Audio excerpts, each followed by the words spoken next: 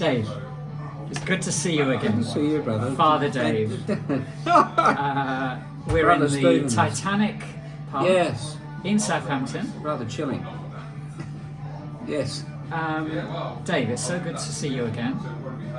I think the And last you, time brother. we were together, well, was it when we were in Australia or was it in Iran?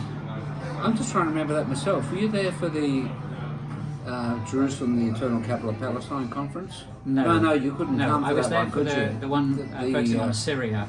Yeah, not the one in Mossad, the one. Yes. It was And that was in- what I wanted to talk to you about, really. In Syria. Yeah, Yeah. I mean, you're in Australia. Yeah, got to get you to Syria, brother. Where does Syria come into your life? It's weird, and I don't think I've ever told you how it happened. No, Um, that's why I'm asking you. Yeah, I mean, it was very much a God thing, if I can put it that way, because I didn't even know where Syria was.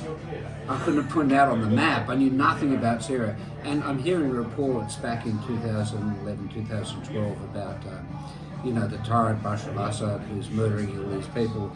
And that they're sort of cowering in the streets, but they're fighting back with their anti-tank missiles. And I'm thinking, hang on a second, something doesn't add up here. And I started getting very agitated listening to reports about Syria, thinking, I don't think we're being told the full story. Because you felt the media was biased. Well, what did I know at that stage? Nothing. But the idea that you have this defenceless group of protesters fighting back with anti-tank missiles, something was missing. So, and then I bumped into a friend at the local mosque. Who I didn't even know he was Syrian. He'd just come back from Homs. He said, Dave, if you see the reports about all the protests going on, he said, I'm from Homs. I was there watching the CNN reporting. It wasn't happening. So, okay. Now then a friend of mine who works for Palestinian rights, an Irish friend, runs a Palestinian human rights organisation there. We were talking on the phone and he was saying, I don't know what's going on in Syria, and I said, well, I don't either. He went one step better. Good Catholic, he called the church in Syria, said, can you tell us what's going on? They put him on to Mother Agnes Mariam of Homs, because she spoke good English.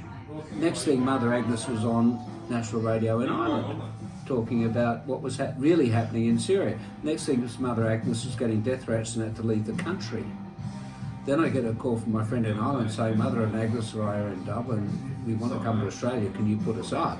And I said, I'll organise the tour. So next thing I've got Mother Agnes in Sydney with me, and she's saying, you're going to come to Syria with me? I said, of course. There was a point where I thought, good Lord, I've got enough on my plate at the moment without worrying about Syria, you sure you want me for this? And it So just you went kept to Syria? unfolding. I kept going through the doors that were opening, and by the time I was invited to go to Syria, it was obvious that I really didn't have a choice, I felt.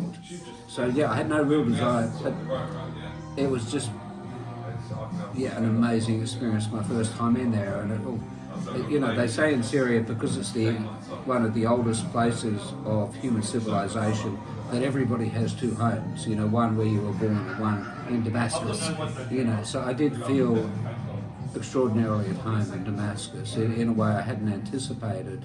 Met some wonderful people, particularly the Grand Mufti Dr. Hassoun, who brought me to tears when I first met him. And I've been back another 8 times. So the purpose of the visits?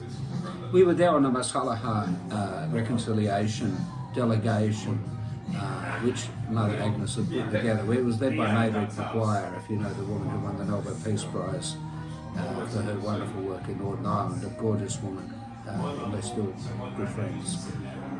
I had the privilege of accompanying Mairead and Mother Agnes and a group of international activists, some wonderful people I met there, many of whom I'm still in close contact with. And that was my first time. It was my first time being in a war zone. It was the first of a lot of things. Actually, not the first time in war zones, But you're also a professional boxer, and you went into Syria with your gloves. Yeah, the second time we went, I took with me Sorrel Negbreen, who was then junior welterweight champion. We went to Iran, we went to Syria together. We thought, let's see if we can do a bit of work with the kids. boxing, and we went into Why did you want to work with the kids? It's been the way I connect with kids. It's a very beautiful, tangible way of connecting with people in a very masculine, heterosexual sort of way. Where you get physical with each other. And it's in a sense a universal language. I think you look at the role boxing played, say, in South Africa. Bringing black and white people together there. You look at the way Ali used boxing in his political activism. I think, well, why can't we use boxing to bring people together, in this sort of context? I mean, I've used it in similar ways to try and bring Christians and Muslims together, in Australia as well. But I thought, and we've done it in Manus Island as well, with the asylum seekers there, boxing together. It's just a very powerful way of connecting people in a very human, physical way at a grassroots level. It transcends language and it transcends religion. Exactly. It's a universal language, boxing. But it's a very male working class phenomenon, I appreciate that, but it does transition. And it's safer than using knuckles. It's a lot safer than people think, if it's done in the right way. And the sort of people we work with, it's all good fun. And it's just a way of having rough play with your friends. And what was the impact of introducing that? It was fantastic. We got to go to Yarmouk that first time, where ISIS had been embedded, working with just boxing with all the kids. We brought lots of boxing equipment, passed out amongst the kids. We were all mucking around, hitting pads together. There's fantastic times. We did that numerous times, working with orphanages and kids, and I've done that in quite a few countries now. We went into Homs straight after it had been bombed, and all the burnt out houses and shops are around us. We'd stay there, and they'd say, right, that's probably long enough here. They may have your location now. So it was very volatile. But they said, look, we've got to make these streets places of play again for the children. So in a sense we are reconsecrating them for the kids of the area, these places, by getting there and boxing, which is, the way we've done it in so many places. So Syria is close to your heart. I must tell you one story. We were in, I can't think of the place. It was the place in Syria where Paul supposedly fell off his horse on the road to Damascus. I'm trying to think of the name of the town. Anyway, they've got a big statue put up by the Russians there of Paul falling off his horse. We went in there and I thought I was going for a religious service, but I had brought my boxing gear. I come to the front gate, there's all these kids standing up with their gloves on. Will you box with us? We boxed with them, and it was great. And then someone said, will you pray for my daughter? Yes, of course I'll pray for your daughter, so I pray for her. Then someone saying, bring the blind girl out, let him pray for her. I'm thinking, okay, where's this going? I prayed for the dear blind girl, and then I had Dr. Lou with me, the boxing doctor, and they're saying, can she be healed? And I go, Dr. Lou, she's got cataracts, she's going to be healed. She can be healed. It was very much like something you've seen out of the New Testament. People are coming up, I have this skin condition, Dr. Lou, it's called eczema, son. Let me write a prescription for you. Anyway, I'm doing the boxing, Lou's doing the healing, I'm doing the praying, and then we had the Pharisee come over, this Orthodox priest who comes over, a young man, taps his hand and says, what are you doing? And I said, well, I'm boxing, I'm about to go referee a match between these. He said, you can't do that. I said, why not? He said, you're a Guna, the priest. And the service is still going, which I realised in the war as well. She hadn't joined yet at that stage. But I thought, it was one of those what would Jesus do moments. Yes. I went and refereed the match.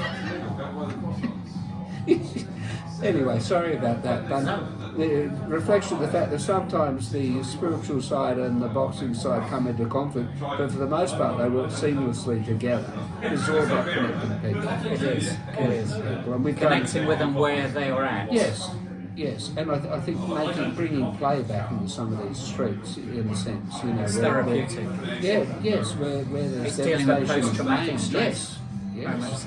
Yeah, I think it can be a very powerful form of therapy at that point. So I've had 9 trips there now. 9? 9, yeah. Most of those were Boxers for Peace missions. Boxers for Peace? Yeah, we boxed in Palmyra. And if folk want to find out more about that, where do they go on the internet? I think we actually do have a boxersforpeace.com. Okay. You can go in there and sign up for the next trip. God knows where you'll end up. And if folk want to find out more about your ministry and your teaching and preaching ministry, where do they go? Yeah, FatherDave.org is me. FatherDave.org. and there's various other sites associated Thank you. with that. Dave, it's been great to chat with you in the Titanic in Southampton. Yes. Thank you. Bless you.